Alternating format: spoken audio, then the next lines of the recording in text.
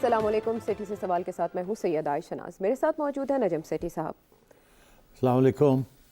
City साहब, आज हम कुछ ऐसे इशू की बात करेंगे जिसका ताल्लुक ग्लोबल पॉलिटिक्स से है। और एक तरफ हम देख रहे हैं कि इसराइल हमास जंग का थिएटर लगाया और इसमें इसराइल की पेशकदमी जारी है अमरीकी ताउन से, तो दूसरी तरफ रूस में एक चिंगारी भड़क उठी है और सारा आलमी मीडिया उस पर फोकस किए हुए है क्योंकि उसकी बहुत सी डायमेंशंस हैं। सबसे पहले तो इसमें एक कॉन्सर्ट जारी था और बहुत बड़ा हॉल था जिसकी फुटेज इस वक्त एक्स पर गर्दिश कर रही है और जहाँ फायरिंग होती है और ऐसा लगता है ये इंसिडेंट हम तो अपने मुल्क में देखते रहते हैं लेकिन शायद वहाँ के वासियों के लिए ये नया वाक़या हो। फिर उसके बाद वहाँ ग्रेनेड फेंके जाते हैं, आग लगती है, छत गिर जाती है, मलबे तले दब के। टोटल अभी तक जो कैजुअलिटीज़ हैं वो बताई जा रही हैं 143 हो चुकी हैं।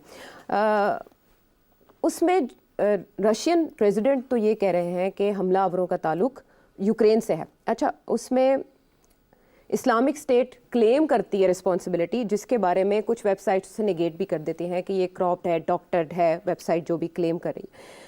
अमेरिका ने जो इसमें फौरी तौर पर अपना हिस्सा डाला वो ये था कि 8 मार्च को उन्होंने एक वार्निंग जारी की अपने शहरियों को कि वो रूस में ट्रैवल करते हुए थोड़ा एहतियात करें और इज्तनाब करें क्योंकि 48 घंटों के अंदर कोई ऐसा वाक़या हो सकता है जो ख़तरनाक साबित होगा। उन्होंने ये सारी जो इंटेलिजेंस थी वो रशियन हुकाम के साथ भी शेयर की जिन्होंने इसे प्रोपेगेंडा इब्तदाई तौर पर करार दिया, लेकिन फिर ये वाक़या हो गया।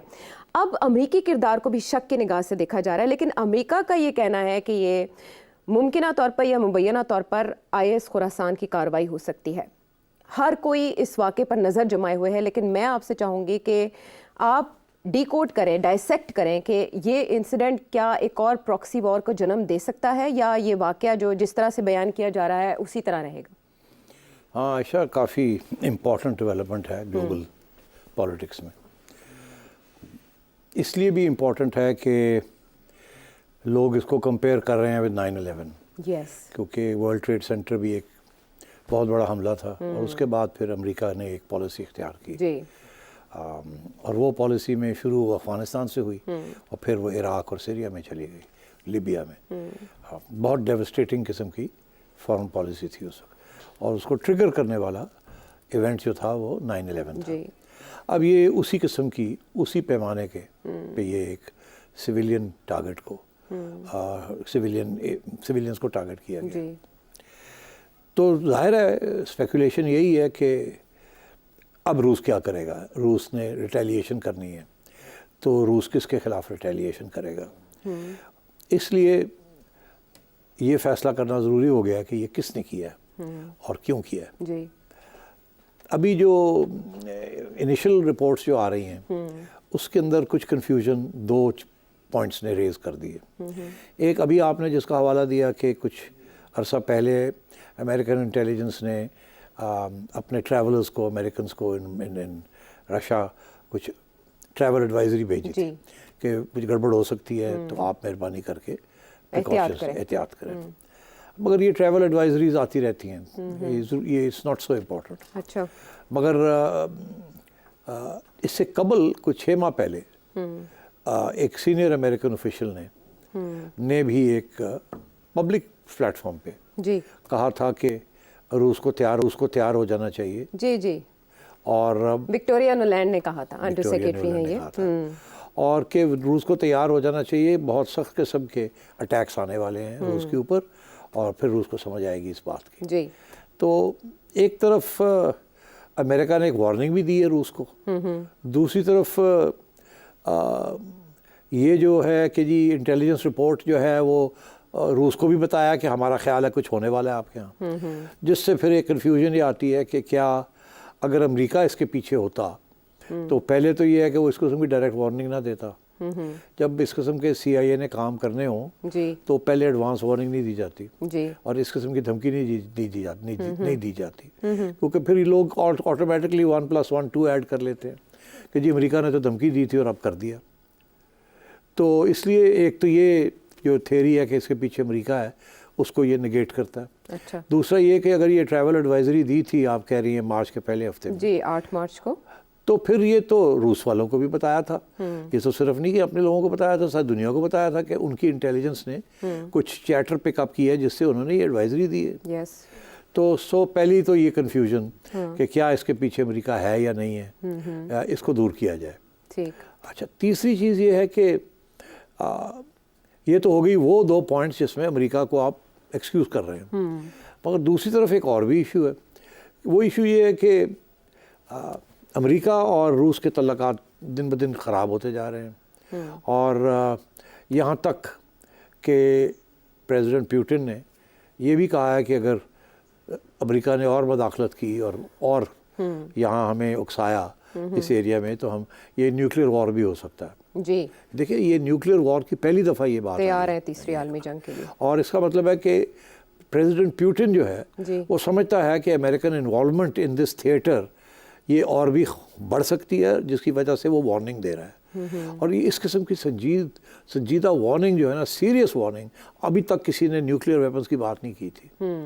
तो ये इसका मतलब है रशिया डेफिनेटली थिंक्स कि America is capable of trouble, more trouble. अब कुछ ट्रबल तो ओवर द काउंटर है, सारे हेल्प कर रहे हैं यूक्रेन की, हथियार दे रहे हैं, पैसे दे रहे हैं, सब कुछ कर रहे हैं, और कुछ ये फिर बिहाइंड द सीन्स भी चीज़ें चलती हैं। सो मैं समझता हूँ दूसरी तरफ ये भी है कि अमेरिका का भी इंटरेस्ट है रूस को डिस्टेबलाइज करने का, यूक्रेन को जिताने का, और मेरा ख्याल है everybody is shocked in America establishment के, जो अमेरिकन एस्टैब्लिशमेंट है, कि प्रेसिडेंट पुतिन जो है वो फिर से प्रेसिडेंट इलेक्ट हो गए हैं, लैंडस्लाइड। हाँ, लैंडस्लाइड। उनका ये ख्याल था कि इस वॉर की वजह से president Putin might be unpopular because dead bodies आ रही हैं, तो उस अनपॉपुलैरिटी से they may have been waiting कि देखते हैं क्या होता है क्या नहीं होता, और फिर अगर ये कमज़ोर होता है तो और धक्का देंगे, मगर वो तो और ज़्यादा मजबूत हो गया। तो मैं ये समझता हूँ इस किस्म के एक तरफ ये इश्यूज़ हैं, दूसरी तरफ दूसरे इश्यूज़ हैं। हाँ, सो अमेरिका कहीं ना कहीं तो इसमें इन्वॉल्व है,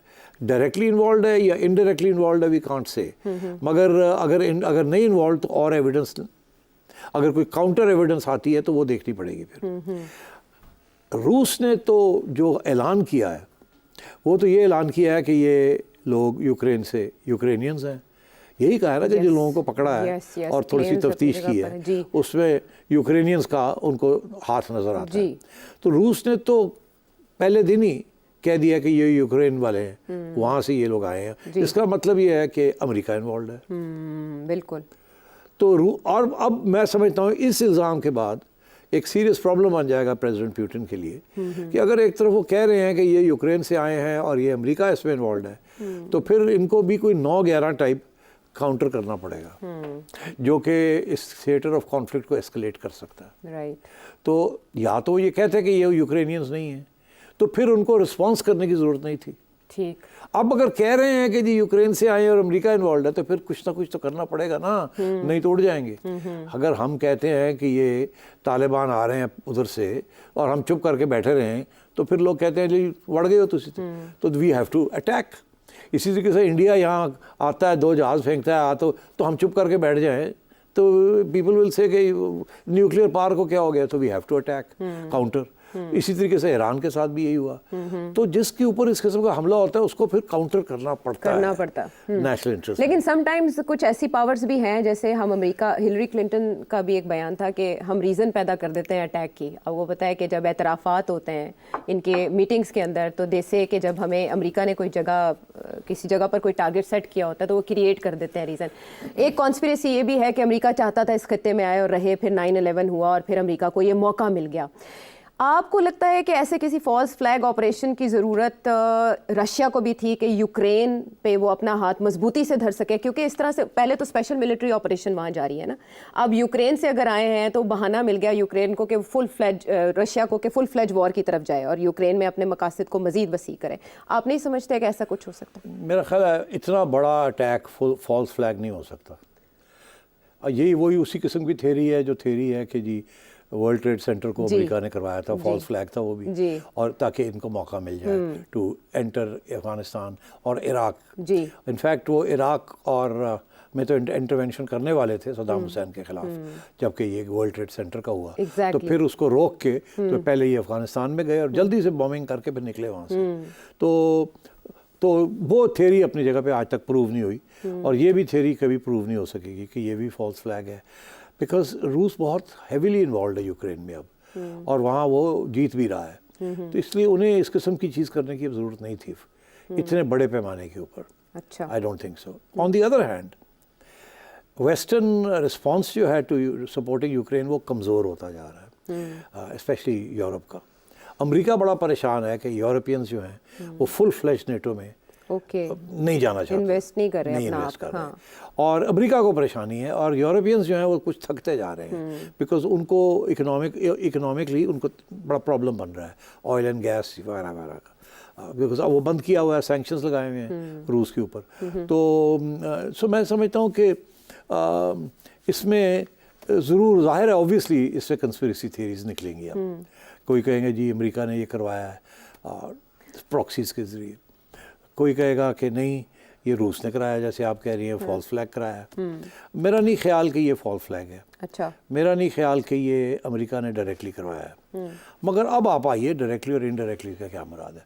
डायरेक्टली इसलिए नहीं करवाया क्योंकि उन्होंने ऑलरेडी वार्निंग्स दे दी थी कि हमारी इंटेलिजेंस कुछ रिपोर्ट्स पिकअप कर रही है। अच्छा, इसका ये मतलब है कि अगर नाइदर अमेरिका और रशिया आर इन्वॉल्व तो फिर हु इज़ इन्वॉल्व।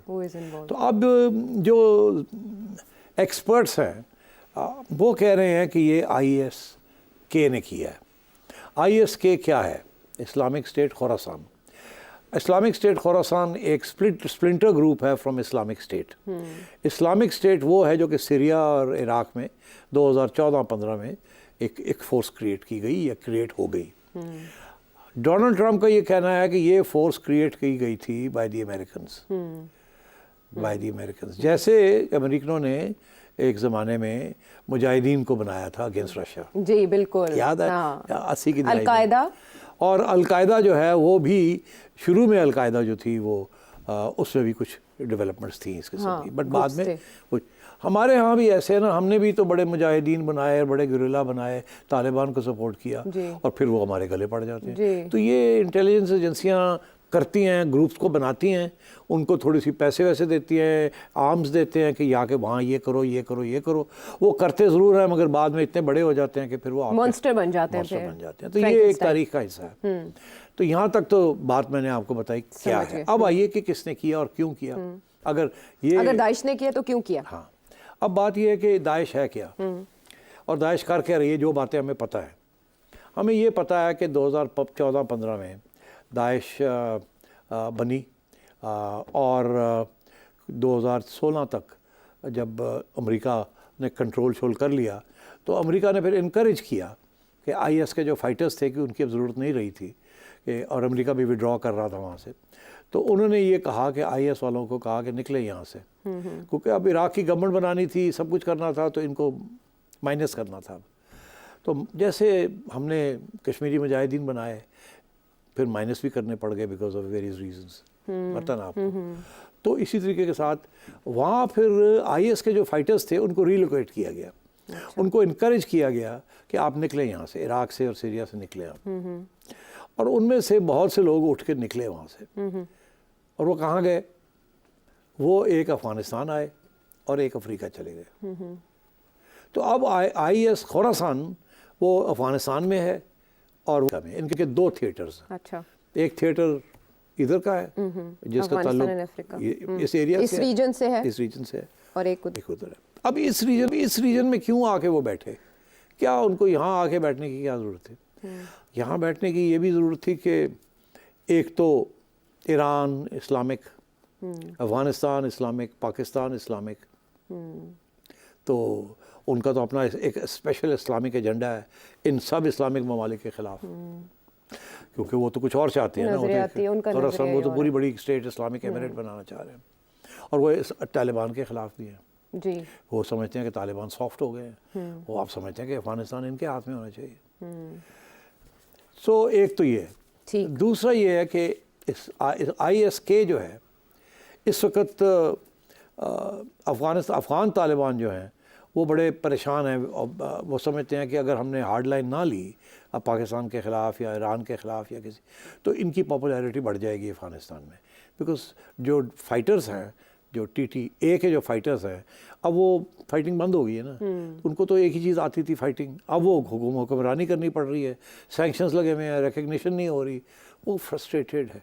उनमें से कुछ लोग TTP की तरफ जा रहे हैं और कुछ लोग ISK की तरफ जा रहे हैं। हाँ, और ये genuinely ISK has become a threat to TTA। Right.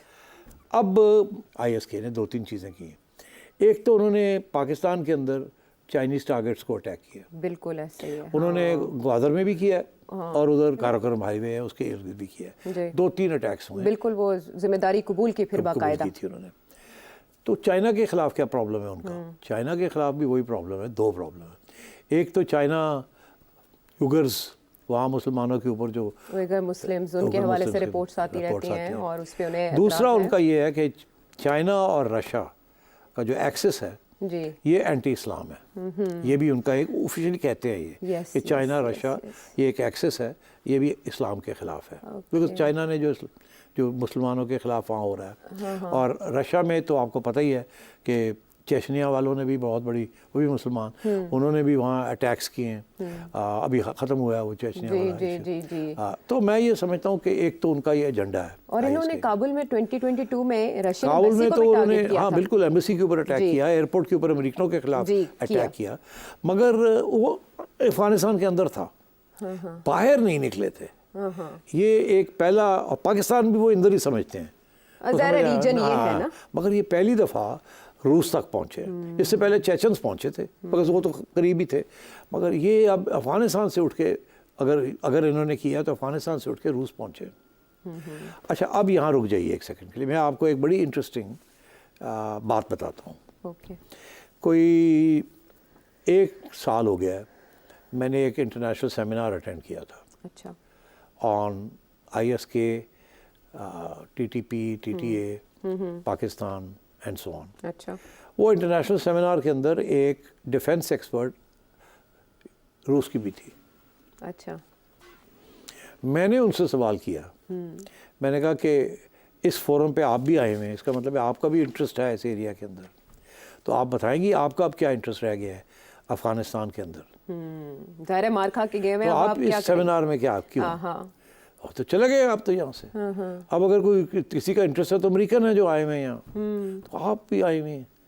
तो उन्होंने एक बहुत दिलचस्प बयान किया जो मैं कभी नहीं भूला, और मैंने एक प्रोग्राम के अंदर नया दौर पे भी इसकी थोड़ा सा हवाला देकर डिस्कशन की थी। अच्छा। उस वक्त अच्छा। वो कहती हैं कि देखें ये जो ISK इधर आ गया ना, हम समझते हैं कि हमें लॉन्ग टर्म थ्रेट है ISK से।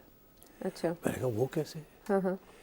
कहने लगी मैं आपको ये ज़्यादा इस पर मैं बात नहीं करना चाहूँगी, मैं सिर्फ ये आपसे कहूँगी कि हम बड़ी कड़ी नज़र से देख रहे हैं ISK को, कि इसकी डेवलपमेंट यहाँ क्या हो रही है। और मैं आपको ये भी बता दूँ कि हम पूरी प्लानिंग के तहत अगर यहाँ कोई इस किस्म की चीज़ हमारे ख़िलाफ़ डेवलप जब देखी हुई तो हम इंटरवेंशन करेंगे। ओके। अब मैं नहीं बताना चाहती शी सेड कि इंटरवेंशन किस किस्म की होगी, मगर मेरा सा आप समझ ही जाएं, ज़ाहिर है कि हमें अपने वहाँ फुटप्रिंट क्रिएट करना पड़ेगा। इशारा ऐसा कि हम इंटेलिजेंस हम भी इन्फिल्ट्रेट करेंगे वहाँ। तो 1 साल पहले वो ऑलरेडी प्लानिंग कर रहे थे कि यहाँ गड़बड़ हो सकती है रूस के ख़िलाफ़। अच्छा। ISK अच्छा। Afghanistan. Okay. And so I was, my alarm bells went up. मैंने कहा माय गॉड, ये, और ऊपर से ये खबर थी कि ये इन लोगों ने, अमेरिकनों ने भेजा है इनको फ्रॉम इराक एंड सीरिया कि आप जाएं और रीलोकेट करें अफगानिस्तान में। तो ये ना हो कि ये अमेरिकन फंडिंग भी इनको को मिल रही हो जिसकी वजह से ये अब रूस जो है इधर भी देख रहा है ये गड़बड़ तो नहीं हो रही। अब उसके बाद मैंने 2016 में डोनाल्ड ट्रंप का एक बयान सुना। डोनाल्ड ट्रंप उस वक्त इलेक्शन की कैंपेन में थे, तो उन्होंने हिलरी क्लिंटन और प्रेसिडेंट ओबामा को उन पे इल्ज़ाम लगाया for the creation of ISK। IS उन्होंने कहा कि IS जो ओरिजिनल पेरेंट बॉडी है ना, जो वालिद साहब हैं या मदर फादर हैं जो ISK के, बुनियाद, तो उन्होंने कहा जी ये हमने, अमेरिका ने अंडर द प्रीवियस एडमिनिस्ट्रेशन हमने ये ग्रुप इराक सीरिया में बनाया था कि हम उनकी जो गवर्नमेंट सी बशार अल असद की उसके खिलाफ हमने ये, और ये बात IS भी नहीं भूली। तो उन्होंने डायरेक्टली इल्ज़ाम अपनी हुकूमत पे लगा दिया था जी। और हिलरी क्लिंटन को कहा था यू आर अ क्रिमिनल, और ओबामा को कहा था तुमने ये किया मैं तुम्हें छोड़ूंगा नहीं। हाँ। तो एक तरफ से तो खुद अमेरिका के अंदर ये तस्लीम करते हैं लोग कि ये IS जो हमारा काम है, हमारा बच्चा। आज की जो खबरें हैं वो ये है कि IS और ISK आपस में टच में हैं। कुछ फंडिंग ISK को IS से मिलती है। IS ख़त्म नहीं हुआ, उसके ऑपरेशंस जो हैं वो थोड़े बहुत इधर उधर हो गए। अभी हाल ही में एक कॉन्सर्ट हॉल ब्रसल्स में, बेल्जियम का जो कैपिटल है ब्रसल्स, जो कि यूनियन का भी कैपिटल है लक्समबर्ग, ब्रसल्स में, वहाँ एक कॉन्सर्ट हॉल पे इंटेलिजेंस रिपोर्ट थी कि यहाँ आईएस की अटैक होने वाली है। अच्छा। और फिर उसको वकेट किया गया और रोका गया। अटैक नहीं हुई, मगर इंटेलिजेंस रिपोर्ट थी कि कॉन्सर्ट हॉल के ऊपर आईएस अटैक करने वाला है, क्योंकि आईएस का थिएटर वो है। तो अगर आईएसके ने यहाँ उस किस्म की कोई चीज़ की है तो फुटप्रिंट्स जो है वो आईएस और आईएसके के होंगे यहाँ। तो इस किस्म की बातें अभी चल रही हैं। अच्छा, आपको पता है कि जिस कॉन्सर्ट हॉल में अटैक किया गया यहाँ मॉस्को में, वहाँ सोवियत यूनियन दौर के एक रॉक बैंड ने परफॉर्म करना था, उस दौर के। So the things are connected. उस दौर के, या उस दौर के एक रॉक बैंड ने परफॉर्म करना था जहाँ पर ये अटैक हुआ। तो जो भी आपने बुनत की है इस वक्त सारी टाइमलाइन शेयर करके, तो ये बहुत इंटरेस्टिंग एक मैटर डेवलप हो चुका है। समझने के लिए शायद वक्त चाहिए होगा मजीद के रिएक्ट किया क्या चाइना और रशिया। हाँ, कि अभी तक तो क्लेम्स और काउंटर क्लेम्स आ रहे हैं। कौन कहता है, कोई कहता है आईएसके है, कोई आईएसके ने क्लेम भी किया, नहीं भी किया, बस चीज़ें चल रही हैं। डज दैट मैटर कि वो जो हुलिया है वो आईएसके के लोगों से मिलना चाहिए? नहीं, हुलिया शुलिया कोई नहीं, वो तो जो आप चाहें बना लें। मगर ये जो रूस ने फ़ौरन इतला कर दिया ना, ऐलान कर दिया कि हमने बॉर्डर पे पकड़ लिए कुछ लोग, उसके बाद हमने कोई ज़रूरी छापे मारे जी, 11 टोटल, जिनमें 4 वो हैं दहशतगर्द, और वो कह रहे हैं ये यूक्रेन से आए थे और ये जा रहे थे, उधर ही वापस जा रहे थे। ये मैं समझता हूँ कि जल्दबाजी की है उन्होंने। क्योंकि अगर उन्होंने यही बयानियाँ चलाना है तो फिर इस बयानिया के बाद कुछ जो कॉन्फ्लिक्ट यूक्रेन में हो रही है उसको फिर ऊपर और करना पड़ेगा और सख्ती के साथ रूस ने को अटैक करनी पड़ेगी। और ये फिर अगर ऐसी बात है तो फिर रूस में कुछ लोग होंगे जो ये कह रहे होंगे कि हमें पता है यूक्रेन से नहीं आए, हमें पता है ये आईएसके ही है, मगर ये इस वक्त आईएसके को आइडेंटिफाई करने से हमें मिलता कुछ नहीं। क्या है आईएसके आई है अफगानिस्तान से, वो तो पहले चेचन्स भी आते रहे हैं। तो अमेरिका को कैसे और यूक्रेन को इसको टर्न अराउंड किया जाए, कैसे किया जाए, टर्न अराउंड करके इसको अपना फ़ायदे में अब कुछ किया। तो उन्होंने अब ये जो किया है, ये उन्होंने इल्ज़ाम लगा दिया यूक्रेन के ऊपर। यूक्रेन का मतलब है CIA एंड अमेरिका, बिल्कुल सीधी सी बात है। तो अब फिर इसका ये मतलब है कि वो फिर एक्शन लेंगे। अच्छा, अपनी आवाम को खुश करने के लिए, दिखाने के लिए कि हम तकड़े हैं और अभी मैं नया इलेक्ट हुआ हूँ। तो the Russians will now probably increase the tempo of conflict in Ukraine. So what about the escalation from the other side, if France and NATO? And therefore, America will be compelled to push NATO to forcefully react also. तो ये conflict जो Ukraine में है इसकी वजह से और sharp ना हो जाए। अगर ज़्यादा शार्प हो गई तो फिर वो जो पुतिन भाई ने जो बात की है कि ये न्यूक्लियर वॉर भी हो सकता है, तो ये अब मैं समझता हूँ एक बड़ी डेंजरस एरिया में ये जा रहा है ये मामला। और अगर तो पुतिन इसके ऊपर इल्ज़ाम ना लगाता यूक्रेन के ऊपर और इस इशारा ना करता यहाँ, तो शायद ये वहाँ तक बात ना आ जाती। मगर अब ये बात वहाँ जाने का इम्कान बढ़ गया है। अब देखना ये है कि रशिया वाले जो हैं इवेंचुअली क्या उनका बयानिया बनता है, कौन थे ये लोग, कहाँ से ये आए थे। अगर तो ये तस्लीम करते हैं कि ये आईएसके है तो फिर यूक्रेन कॉन्फ्लिक्ट एस्केलेट नहीं होगी, वो अपने तरीके से चलेगी जैसे चल रही है। मगर अगर ये रूस वाले इंसिस्ट करते हैं कि ये अमेरिका और CIA है, then they will react, and when they react heavily then NATO will be obliged to counter. Right. And then the conflict can increase. So Russian reaction इस वक्त देखने की ज़रूरत है कि वो क्या आता है फौरी तौर पर। हम वापस आते हैं एक ब्रेक के बाद।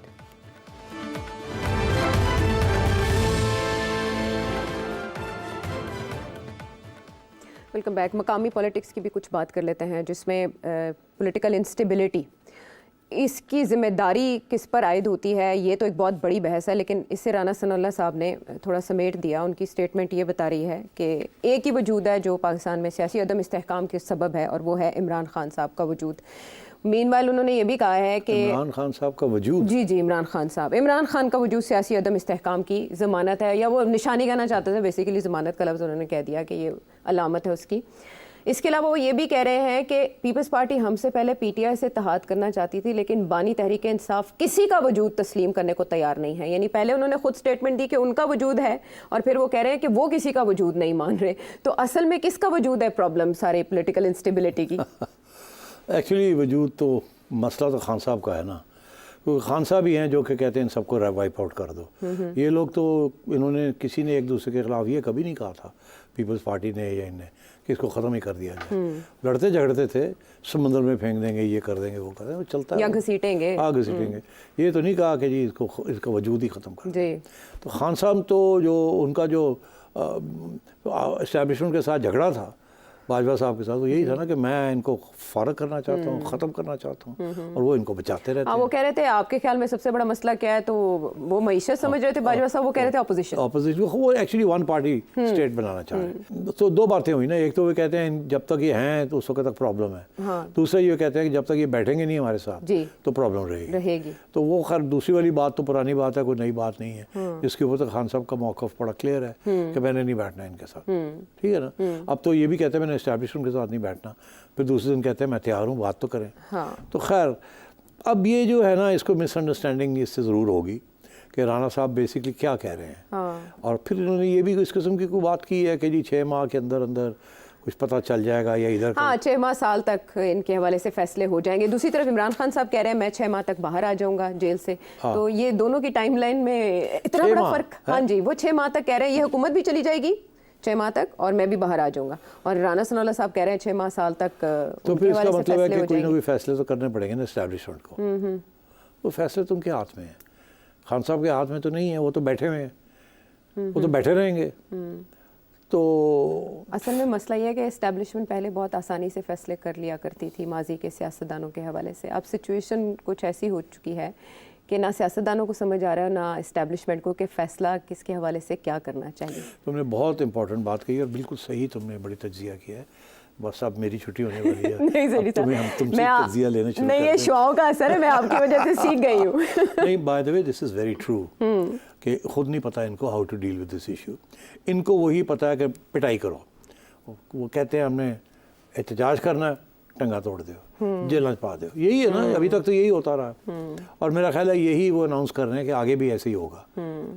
इसीलिए इंटीरियर में ले गए ना मोहसिन नकवी साहब को जी। तो अब और उधर से पीटीआई वाले कह रहे हैं हमने सबसे पहला जलसा ही जो है वो हम एहतजाजी जलसा जो है वो हम इस्लामाबाद में करना चाह रहे हैं। इस्लामाबाद में ऐसे ही है 20 मार्च को। हाँ, तो एक नई मुहिम चलाना चाह रहे हैं। हाँ। तो टेस्टिंग 1 2 3 तो होने जा रहा है ना अब। होने जा रहा है, और पंजाब के अंदर भी खबरें आ रही हैं कि यहाँ भी तैयारी की जा रही है कि अगर यहाँ भी फिर निकलते हैं ये जी तो जी जी वही किया जाए जो मोहसिन नकवी साहब के ज़माने में होता था। बिल्कुल ठीक।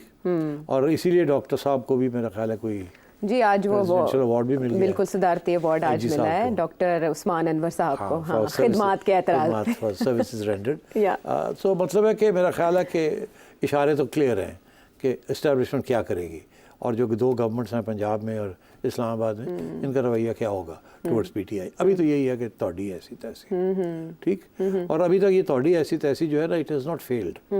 वो सिर्फ इलेक्शन में फेल होगी, मगर वो तो फिर लोगों ने निकलना ही था, चुप करके जाके वोट डालना था।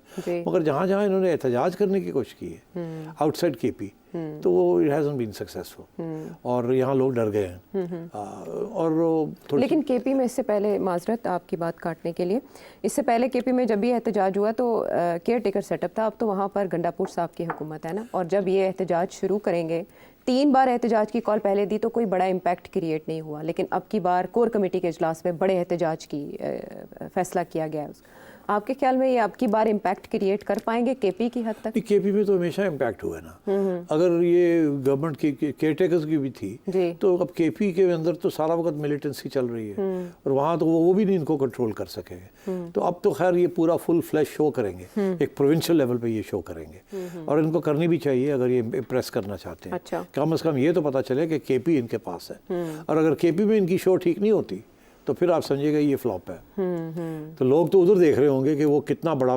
प्रोटेस्ट करते हैं। मज़ा है ना कि वहाँ 5 लाख बंदा निकले और ड्रोन्स चल रही हैं और देखे सारा शहर बंद है और हर गली कूचे में लोग बाहर निकले हुए हैं और इतना बड़ी प्रोटेस्ट हो रही है। That would be impressive. Okay. और उसके बाद जाहिर है the most impressive place is not Karachi, it is over here in Punjab. अच्छा। लाहौर शहर के अंदर। अच्छा। अगर लाहौर शहर के अंदर ये 50,000 बंदा इकट्ठा कर लेते हैं और तो it will be a big show. Islamabad? और इस्लामाबाद में तो जाहिर है इस्लामाबाद में मेरा ख्याल है कि इस्लामाबाद के लोग जो हैं उस हद तक बाहर नहीं निकलेंगे जिस हद तक से केपी में निकलेंगे या शायद इवन यहाँ निकल आए। वहाँ बड़ी जेंट्री किस्म की जेंट्रीफाइड क्लास है और ब्यूरोक्रेट्स और जजेस और इस किस्म के लोग ज़्यादा हैं वहाँ, फैमिलीज़ हैं, फौजी फैमिलीज़ ऑल्सो। ठीक, मेरा ख्याल है कि वहाँ थोड़ा सा इतना आसान नहीं होगा, फिर इनको लाने पड़ेंगे लोग केपी से। और ये हमेशा इस्लामाबाद में जब ये कुछ करने जाते हैं तो वहाँ 8-10 हज़ार लोग से ज़्यादा नहीं लोकल मिलते इनको। ये फिर इस पेशावर से लोग लेके आते हैं और केपी से लोग लेके आते हैं, और जब ये ठीक ठाक लोग ले आते हैं तो मसला बन जाता है एडमिनिस्ट्रेशन के लिए, और जब ये ठीक ठाक लोग नहीं ला सकते, 1000-2000 ही लाते हैं, तो फिर मसला मतलब डील कर लेती है इस्लामाबाद एडमिनिस्ट्रेशन। तो कुछ लोग ये भी समझ रहे हैं कि केपी में ऐसी सिचुएशन डेवलप हो सकती है अंडर गंडापुर साहब कि इस्टेब्लिशमेंट थोड़ा लेवरेज देने पे मजबूर हो जाए इमरान खान साहब को और बातचीत के लिए दरवाजे मजीद खुले। हम अगर नहीं आशा, वो तो हम हर प्रोग्राम में ये बात होती है, मैं कहता हूँ दरवाजे खुले हैं, मगर बात आगे नहीं बढ़ रही। दरवाजे खुले हैं, बात आगे नहीं बढ़ रही, बिकॉज जाहिर है बड़े सीरियस किस्म के इश्यूज है ना। खान साहब तो कहते हैं मुझे अभी निकालो, केसेस ख़त्म करो और एक नई इलेक्शन कराओ, इसी किस्म की बात करते हैं ना, तो वो तो पॉसिबल नहीं है। तो वो मैक्सिमम एजेंडा से शुरू करते हैं और ज़्यादा कंसेशन देने के लिए तैयार नहीं है, और वजह उसकी यही है कि वो समझते हैं कि अवाम मेरे साथ है, जब तक मेरे साथ है आई कांट लूज़। तो ये 1 साल रह गया, 1 साल और के बाद जबकि नया इशू बनेगा एक्सटेंशंस का, और ये तो फिर देखा जाएगा क्या होता है और क्या नहीं होता। ठीक, तो वो तो इस किस्म की उम्मीद लगा के रखे हुए हैं। सो मैं ये समझता हूँ कि ये जो अब एहतजाज करने जा रहे हैं, इट विल डिपेंड कि ये कितना बड़ा एहतजाज कर सकते हैं कि नहीं। मेरा ख्याल है पंजाब के अंदर और इस्लामाबाद में इनको इजाज़त नहीं मिलेगी, और अगर ये वायलेट करने की कोशिश करेंगे तो फिर काम पे टांगेंगी।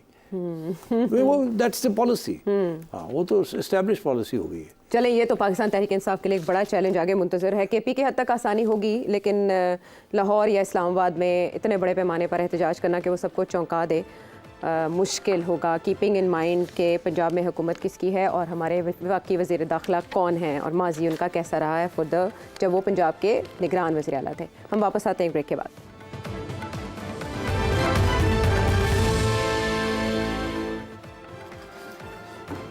Welcome back to the show. जहाने फ़ानी की ख़बरें तो चलती रहती हैं, हैपनिंग्स भी होती रहती हैं, लेकिन ऐसे में कोई ऐसी शख्सियत जिन्हें क्रिकेट डिप्लोमेसी का माहिर समझा जाता हो, शहरियार खान साहब सफारतकार भी रहे हैं, उनके इंतकाल की खबर आती है तो दिल अफसुर्दा हो जाता है। उनकी जो खिदमात रही हैं सेठी साहब, आप यकीनन उन्हें खराज तहसीन पेश करना चाहेंगे, कुछ यादें ताज़ा करना चाहेंगे? जी बिल्कुल, इन्ना लिल्लाहि व इन्ना इलैहि राजिऊन। शहरियार साहब वफ़ात पा गए हैं, ही वाज 89 ईयर्स ओल्ड। ये पाकिस्तान के फॉरेन सेक्रेटरी भी रहे हैं, फिर यूनाइटेड नेशंस में भी इन्होंने खिदमात की हैं जी। Special envoy of the secretary general to Rwanda, किताब भी लिखी उसके ऊपर। वहाँ बहुत एक इंटरनल टेररिज्म हो रही थी and he was a neutral observer. And उसके अलावा 3-4 किताबें लिखी है, क्रिकेट के ऊपर भी किताब लिखी है। क्रिकेट में भी 2 दफ़ा चेयरमैन रहे हैं PCB के, 2003 से 2006 और फिर उसके बाद 2014 से 2017 तक। क्रिकेट का बड़ा शौक़ था, इंटेलेक्चुअल थे, डिप्लोमेट थे, फॉरेन सेक्रेटरी रहे हैं, उससे पहले टॉप मुल्कों में एम्बेसडर भी रहे हैं जी। और बैकग्राउंड ये है कि भोपाल से इनका ताल्लुक़ है, जो प्रिंसली स्टेट थी इंडिया में, and he was from the ruling family. Pataudi ख़ानदान से वो सारा मिले हुए हैं same, and he was known as the prince of, और इनकी जो वालदा थी she was the princess of Bhopal. उनकी वालदा के ऊपर भी इन्होंने किताब लिखी है, और she was an incredible woman, tiger hunting करती थी एंड सो ऑन, एंड तो बड़ी illustrious Bhopali family came to Pakistan and served Pakistan. इनकी रिहाइश कराची में भी, लाहौर में भी, एंड सो ऑन। क्रिकेट में बड़ी दिलचस्पी थी, one of the original members of MCC, और did a fine job as chairman of cricket board. इनकी सबसे बड़ी कंट्रीब्यूशन टू क्रिकेट बोर्ड इसके इनके ज़माने में, शुरू में ये इतना इनको ये समझते थे कि ये विमेंस क्रिकेट यहाँ नहीं हो सकती, बड़ा मुश्किल है, बिकॉज बड़ी कंजर्वेटिव सोसाइटी है, मगर फिर बाद में ही फेल्ट के यहाँ हो सकती है। और आखिरी टर्म जो थी इनकी उसके 2005 में यहाँ पाकिस्तान में विमेंस क्रिकेट शुरू हुई। अच्छा। हाँ, तो इनकी दिलचस्पी इसमें भी थी कि स्कूल क्रिकेट ख़त्म हो गई, इसको किस तरीके से रिवाइव किया जाए। अच्छा अच्छा। हाँ, तो खैर अब मेरा ताल्लुक़ इनके साथ ऐसे है कि जब ये फॉरेन सेक्रेटरी थे तो I was in journalism, I still am, but उस वक्त प्रिंट जर्नलिज्म में थे, तो इनके पास फॉरेन ऑफिस में मुलाकातें होती थी फॉर डीप ब्रीफिंग। और मैं हमेशा हैरान होता था कि कितने खुल के वो ब्रीफिंग करते थे और कहते थे कि कोर्ट ना करना मगर मैं अंदर की बात बता देता हूँ। अच्छा। तो which is very rare, diplomats कभी नहीं डिटेल में बताते, मगर ये अपनी कमज़ोरियाँ भी बता देते थे और अपनी मजबूतियाँ भी बता देते थे और दुश्मन की भी weaknesses and strengths. I used to be very impressed कि देखिए he is so candid, मगर वो he was such a fine man कि वो फरेब तो उनके ज़हन में कभी होता है, झूठ तो वो बोलते हैं, तो वो कभी कभी डिप्लोमेटिकली कोई बात कर देते थे, मगर otherwise was a very fine cultured, बड़ी इज्जत थी इनकी डिप्लोमेटिक कैपिटल्स के अंदर। अच्छा, आइए मेरा जो तल्लुक़ रहा फिर वो पीसीबी के ज़माने में हुआ और मैं आपको वो उसके ज़माने की एक दो बातें बताता हूँ जिसकी कुछ इम्पैक्ट है डेवलपमेंट्स में। हुआ ये कि 2014 में एक फ़ैसला हुआ कि मैं चेयरमैन का इलेक्शन नहीं लड़ूंगा। अच्छा। और किसी और को लड़ाना पड़ेगा और उसके बाद जब उनकी टर्म ख़त्म हो जाएगी तो फिर मैं लड़ सकता हूँ। ये अदालत का एक फ़ैसला था। तो मैंने शेरियार साहब को कंसल्ट किया क्योंकि फैमिली रिलेशनशिप भी थी। अच्छा। सैयद बाबर अली के ये बहुत करीब है दोस्त, तो वहाँ बहुत मुलाकातें होती रहती थी शेरियार साहब के साथ। तो शेरियार साहब को जब पता चला कि मेरा नाम आया तो उन्होंने मुझे फ़ोन किया कि मैं मिलना चाह रहा हूँ। मैंने कहा आइए। मुझे कहने लगे कि इसको ना नहीं करनी, तुमने ये लेना है ये। मैंने कहा क्यों? उन्होंने कहने लगे कि वहाँ फ्रेश थिंकिंग की ज़रूरत है और आप जैसे लोगों को होना चाहिए क्रिकेट में। तो मैंने कहा जी मैंने तो कोई फॉलो भी नहीं ज़्यादा किया, क्रिकेट तो बचपन में मैंने खेली भी थी और बड़ा पैशनेट था, मगर पिछले 8-10 साल से तो मैं फॉलो भी नहीं कर रहा because I been busy in the media. उन्होंने कहा doesn't matter, you should take this position. तो मैंने हंस के कहा, मैंने कहा मियाँ, उनको हम मियाँ कहते थे, उनका नाम था मियाँ शेरियार। अच्छा, अच्छा। उनकी फैमिली भी उनको मियाँ कहती as a source of affection, not कि बड़े बड़े मियाँ ने, वो नहीं, मियाँ। तो मियाँ लाइक अ फादर, लाइक अब्बू, तो सब उनको मियाँ मियाँ करते। तो मैंने कहा मियाँ मगर फिर एक बात करें, will you come with me? तो कहने लगे मैं तो अभी होके आया हूँ वहाँ से चेयरमैन, तो मैं कैसे आऊँगा? मैंने कहा वो अभी एक मैनेजमेंट कमेटी बन रही है तो उसमें तो आ जाए मेरे साथ, गाइड मी। तो कहने लगे अच्छा okay I will guide you, but मैंने काम वाम नहीं करना, मैं तुम्हें फ्रॉम टाइम टू टाइम जो पूछोगे बता दिएगा। तो पहली मैनेजमेंट कमेटी जो बनी उसमें वो आ गए। ठीक, उसके बाद क्या हुआ कि जब 2014 में इलेक्शन हुए तो मेरे पे पाबंदी लग गई। तो उस वक़्त मैंने नवाज शरीफ साहब को कहा कि फिर जी मुझे, मैं तो नहीं अब बन सकता, तो मुझे भेज दें पीसीबी में, तो कोई और भी बंदा दें जो कि चेयरमैन बन जाए जिसके साथ मैं काम कर सकूं। जब वो हटेंगे तो फिर मैं बन जाऊँगा। ठीक है। तो मियाँ साहब ने कहा तुम ही बताओ किसके साथ तुम काम कर सकते हो। तो मैंने फिर सोचा कि मियाँ साहब, मियाँ शेरियार साहब कोई कहते हैं कि आप चेयरमैन बन जाए, इतने नफीस आदमी हैं, इतने अच्छे आदमी हैं और मुझे गाइड भी करना चाहते हैं और 2 दफ़ा हो भी गए, उनको ज़्यादा इंटरेस्ट भी नहीं होगा ज़्यादा देर रहने को, तो मेरे लिए रास्ता भी बन जाएगा। ठीक है। तो मैंने फिर शेरियार साहब को रिक्वेस्ट की, वो लंदन में थे और मुझे उन्होंने कहा कि नजम अब तुम कह रहे हो तो मैं 6 माह के लिए आऊँगा, इससे ज़्यादा नहीं आऊँगा, बिकॉज देखो यार आई एम नाउ 80, तो अब मुश्किल है मेरे लिए। अच्छा। तो आप 6 माह के लिए I will come and hold the seat, फिर 6 माह के बाद आप, मैं रिज़ाइन कर दूंगा, आप इलेक्शन करवा के आप बन जाइएगा। अच्छा। मैंने कहा ओके, आ गए, इनका नाम आ गया, हम दोनों चले गए, इनको हमने इलेक्ट कर लिया। मगर फिर वो थोड़ा सा उनको पसंद आना शुरू हो गया स्टेइंग इन पीसीबी, तो वो 6 माह भी गुजर गए, साल हो गया। मुझे भी कुछ ज़्यादा प्रेशर नहीं था बिकॉज इतना अच्छा रिलेशन, उन्होंने मुझे हेड ऑफ एग्जीक्यूटिव बना दिया और वो सिर्फ क्रिकेट की चीज़ें देखते थे, बाकी एडमिनिस्ट्रेशन, और फिर मुझे उन्होंने चेयरमैन PSL बना दिया। अच्छा, उन्होंने कहा तुम करो, मेरा कोई इंटरेस्ट नहीं है। अच्छा अच्छा।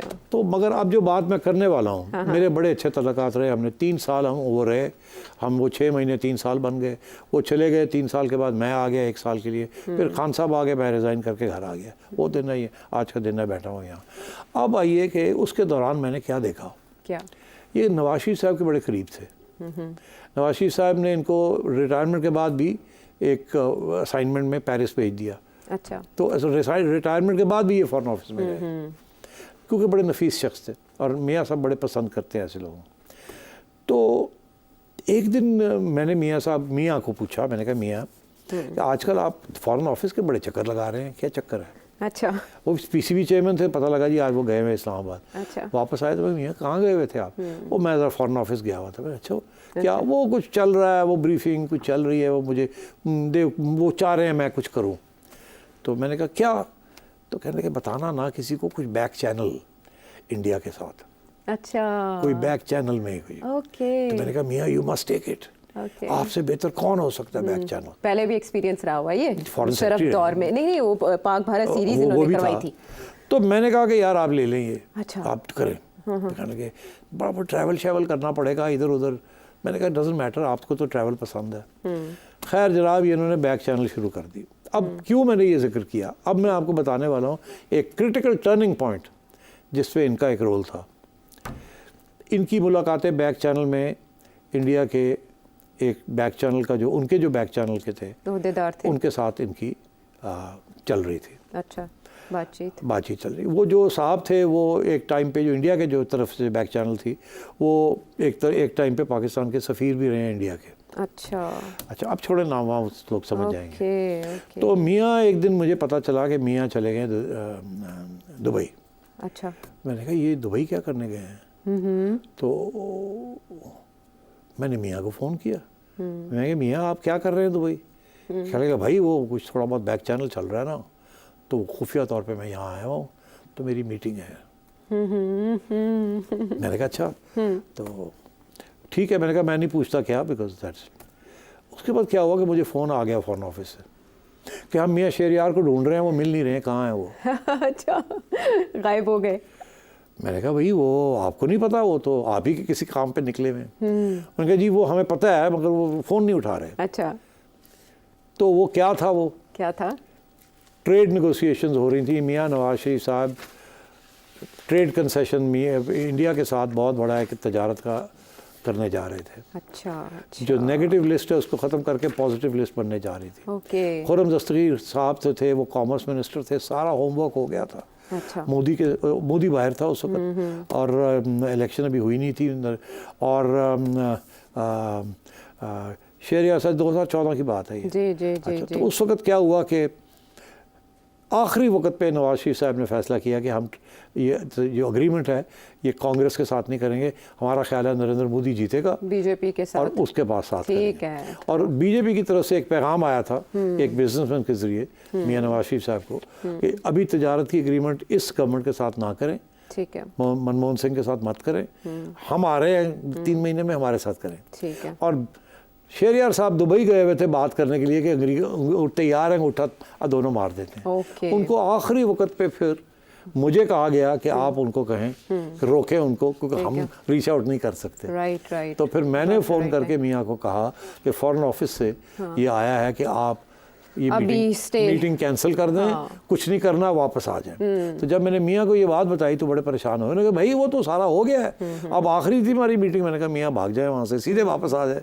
वो ऊपर से इंस्ट्रक्शंस आ गए कि आपने ये नहीं करना। तो ये सर्विसेज तो वो उस वक्त मियाँ वो छोड़ के वापस आ गए और फिर वो तजारत की जो थी वो नहीं हुई और शर्मिंदगी भी नहीं हुई। अगर वहाँ ओके हो जाता तो फिर प्रॉब्लम बन जाता। तो ये he was a diplomat right till the end. हाँ, कई महाजों पे थे वो for Pakistan, working for Pakistan. हक मगफिरत करें। आज के शो से हमें इजाज़त दें।